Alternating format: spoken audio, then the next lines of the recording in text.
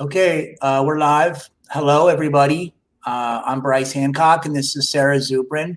I'm the CEO of Mile High Continuing Care, and Sarah is the Chief Clinical Officer. So I'm home. I'm stuck home on a little, I guess you call it a quarantine.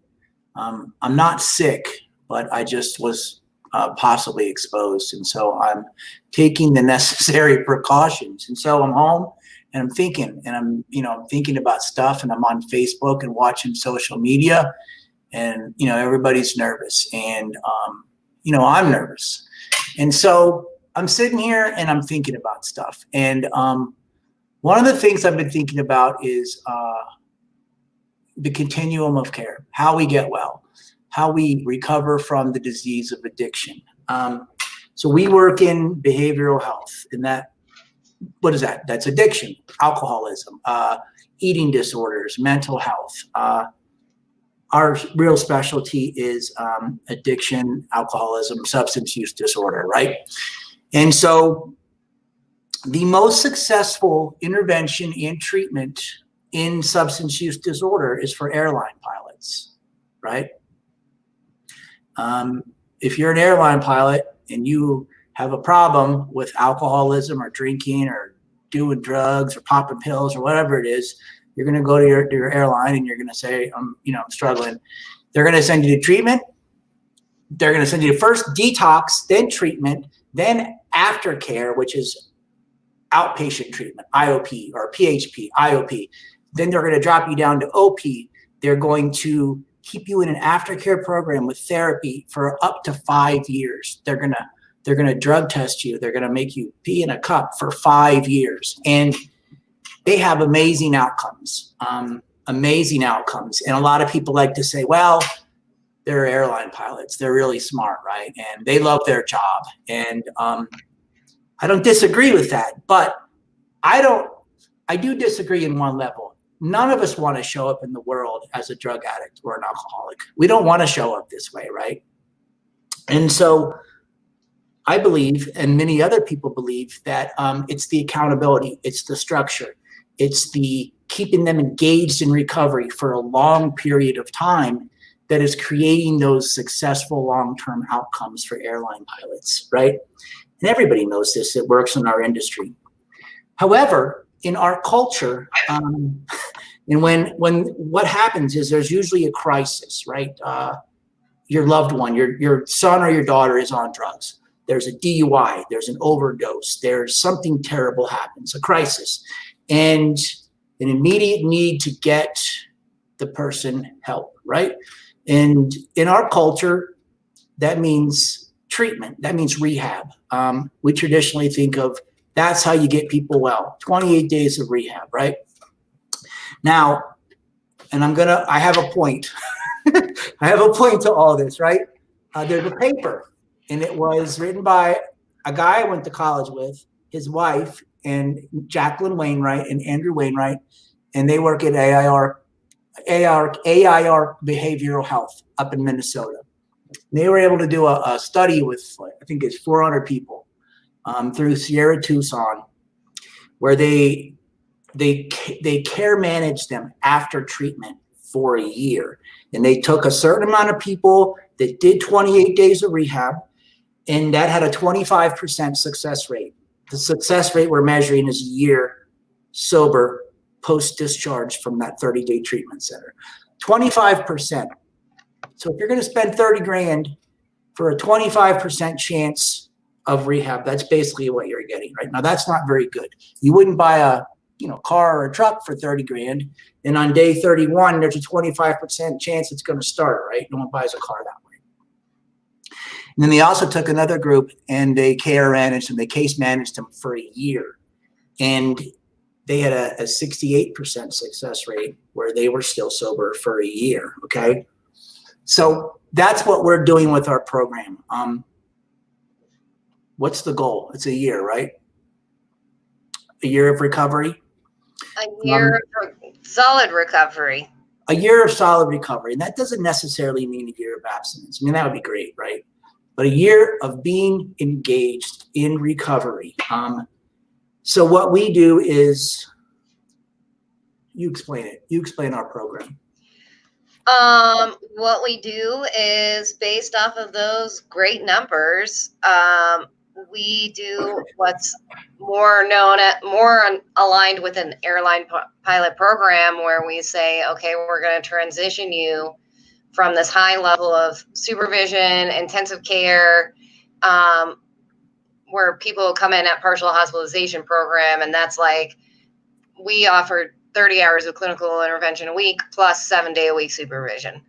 And then they move through that to intensive outpatient programming and then outpatient programming. And the goal is for them to come and engage in our alumni group and come and do that for a very long time, because we really, really appreciate that statistic is so abysmal. And it's like, we know that if you can learn how to recover in your community and have accountability and structure and some stability, then it's going to be a lot better. And you cannot get that in 28 days. You cannot get that in 60 days. This is stuff like structure, stability, safety, accountability. It does not come right out the gate. Right. And that's what we do, because 12-step programs haven't statistically been enough, right? I think the long-term success for 12-step alone is like 17% over the course of a year. Right. So let me just talk directly to parents. We talk to parents all day long, and this is what I've learned after doing this for years: is they want their loved one, their son or daughter, to get well, to have a high quality, good life. And they have a finite amount of money to do that. There's always a finite amount of money. And as you know, what's the average of our client? How many times have they been to residential? Our average client is a chronic relapser, and so they've been 7 to 8 times. Okay, that's not very good. That's a lot of money. That's a lot of residential treatment programs. So what I'm suggesting is, if you're a parent or you're a loved one, or you're the one who's struggling and you have a finite amount of money, if you can stabilize, because that's what's going to happen at residential, is you're going to get detoxed, you're going to get assessed, and you're going to get stabilized. And that's really all that's going to happen. In some cases, they need that 28 days. They literally cannot stop doing drugs on their own.